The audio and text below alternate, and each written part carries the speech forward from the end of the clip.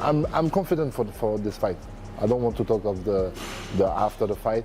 I'm confident for this fight. I want this belt, and I do my best during the camp for that. But everybody knows my strength already. I can move very well. I can manage the distance very well. My striking is a high-level striking, and so I'm gonna manage this. Actually, why I'm actually a big fan of like Tom Aspinall as well. Oh yeah. You don't really see that anywhere, full stop, but definitely not in the heavyweight division. No heavyweight moves like him. No one moves like him. He moves like a 185er. It's crazy. It's nuts. With that kind of explosive and that power, it's crazy. Crazy speed for a heavyweight. What if Ciryl Gane wins? And then John's like, I'm back. I already was in the testing pool. I was in the testing pool before he won. Give me a title shot. Would that not be the most ultimate move of all time? That shit would be hilarious. That would be devious. That shit would be hilarious. It would be funny. That shit would be hilarious. He's gonna get hated on for that. Don't care. But it's gonna he be would make funny as $10 million to become the heavyweight champion over a guy he just took down relatively. My man came out, he threw a couple of strikes. He said, "Nah, we wrestling." The hype is building fast for UFC 321 as Ciryl Gane and Tom Aspinall gear up to battle for the heavyweight championship. Gane has made it loud and clear he's coming to take that belt home. Full of confidence, he warned Aspinall that come October 25th, he'll be bringing relentless pressure and won't hold anything back.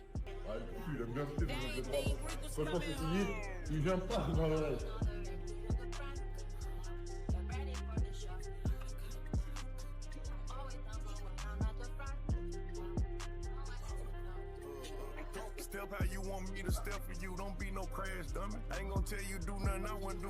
I'm just being 100. Push for me same way I push for you.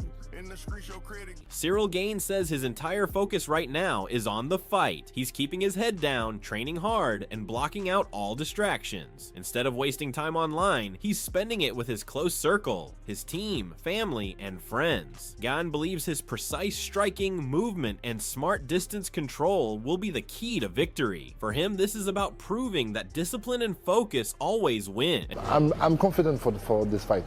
I don't want to talk of the after the fight. I'm confident for this fight. I want this belt, and I do my best during the camp for that. But everybody knows my strength already. I can move very well. I can manage the distance very well. My striking is a high-level striking, and so I'm gonna manage this. I do this for me. Like the target is the belt, and I'm not focused on the social media, the people outside. I'm really focused on my family, my friend, my team, my goal, my target, and training. This is a different mindset. For Tom Aspinall, meanwhile, feels a sense of relief now that this long-awaited fight is finally happening. After being scheduled and canceled 3 times before, this 4th attempt is officially locked in. With the fight confirmed for October 25th in Abu Dhabi, Aspinall said he's ready to defend his title and make sure Gane's hopes of becoming champion are crushed for good. Finally, we're back after over a year hiatus. Ciryl finally signed on the dotted line. This is the 4th time we've been matched up together. And now we are matched up for the 25th of October, Abu Dhabi. Me and Ciryl. The 4th attempt is here, and this is Cyryl's 3rd title shot. We are going to try and get rid of Ciryl Gane from the title picture for good. Interview 5, Aspinall admitted the upcoming fight carries huge pressure for both men. He pointed out that Gane has already fallen short in 2 previous title bouts, so this one means everything to him. But Aspinall knows the same is true on his side. Neither can afford to slip up. With so much on the line, he believes both fighters are stepping into one of the toughest tests of their careers. There's pressure on you every fight you have. Are you feeling pressure for this one? Mate, absolutely. Absolutely, but there's certain types of athletes, there's certain types of people, not just athletes. There's those that pressure wears them down, and there's those who shine under pressure. Meanwhile, Alex Pereira is stirring things up by teasing a move to the heavyweight division. The UFC world lit up when Pereira called out Jon Jones, hinting at a potential super fight. Jones, in a recent interview, clarified that he's not done yet. He trains 5 days a week and remains part of the UFC's testing pool. He also mentioned he's getting ready for the planned UFC White House event, though the final decision lies with Dana White. But that being said, it's not just me who's under pressure. It's his 3rd title shot, mate, and he failed the first 2. So yeah, there's definitely a lot of pressure on me, but there's also a lot of pressure on him. There's pressure on both of us. Every fight you go into, There's pressure. I can't speak for the rest of the fighters, but mate, I don't want to get kicked in front of millions of people. That's the biggest pressure in me. I don't want to get battered in front of millions of people. No way about it. So to me, that's the biggest pressure.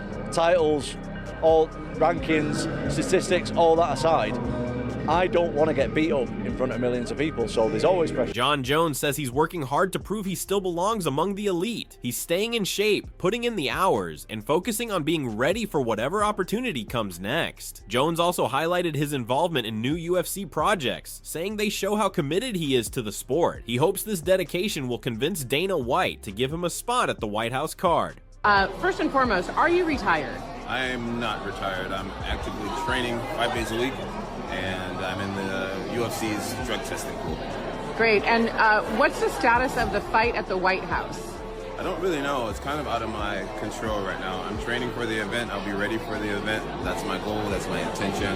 But ultimately, it's up to the boss. However, Dana White has ruled out Jon Jones from appearing at the White House event. He said the decision isn't about Jones's ability or legacy, but rather about minimizing potential risks during such a major occasion. White explained that with the event's significance, he simply can't take any chances, no matter who the fighter is. I feel freaking tremendous. I'm training constantly.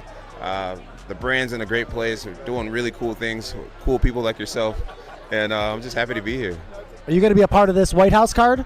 I don't know. I'm definitely training constantly for the opportunity. My goal is to just show Dana how serious I am about being in the event, and I hope he chooses me. But ultimately, it's in his hands. He's the boss. It's got to be a good sign that you're here, though, like with CBS and Paramount Plus and this big UFC deal. I feel like if you weren't in everyone's good graces right now, I probably wouldn't be talking to you, right? Exactly. It's a great sign that I'm not only here, but a part of the production. Dana White also weighed in on Alex Pereira's interest in moving up to heavyweight. He explained that switching 2 divisions in the UFC isn't like doing it in boxing. It's far tougher. White questioned the logic of moving up now, saying the light heavyweight division still has plenty of big fights left. Unless Pereira is thinking about finishing his career soon, White believes he should stay at 205 pounds. It's not even about him winning the belt. You know how I felt about him. I can't risk putting him in big positions in a big spot and have something go wrong, especially the White House. Chael Sonnen gave his take too, suggesting Jon Jones should aim for Pereira's light heavyweight title instead of focusing on heavyweight. He argued that a Jones versus Pereira showdown at 205 would not only draw massive attention, but would also add championship stakes, making it a true blockbuster for the fan. What is your hesitation about him going up to heavyweight? He's mentioned it a few times in the past. He always wanted that Jon Jones fight,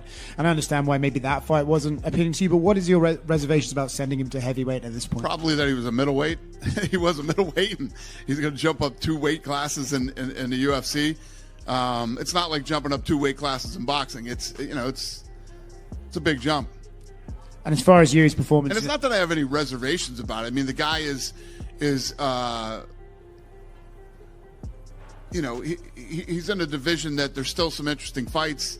I don't know. It's just I like the guy so much. We'll see. We'll have to talk about it.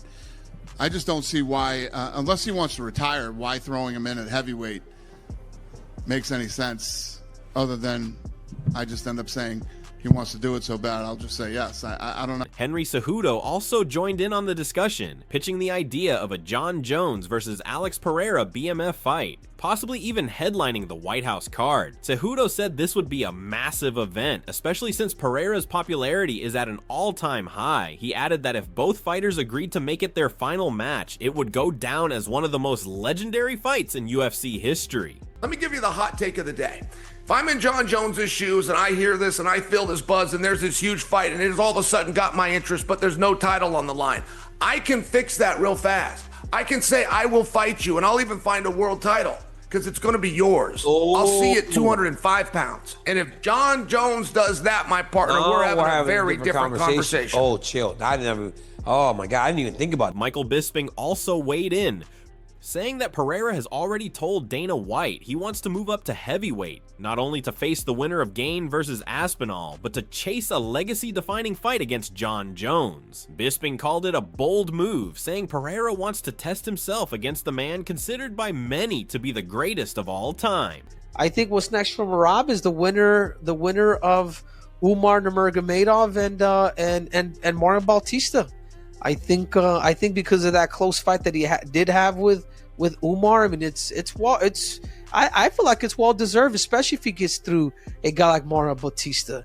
And that's it, bro. The winner of this fight, Merab beats the winner out of this fight of Mario and Bautista.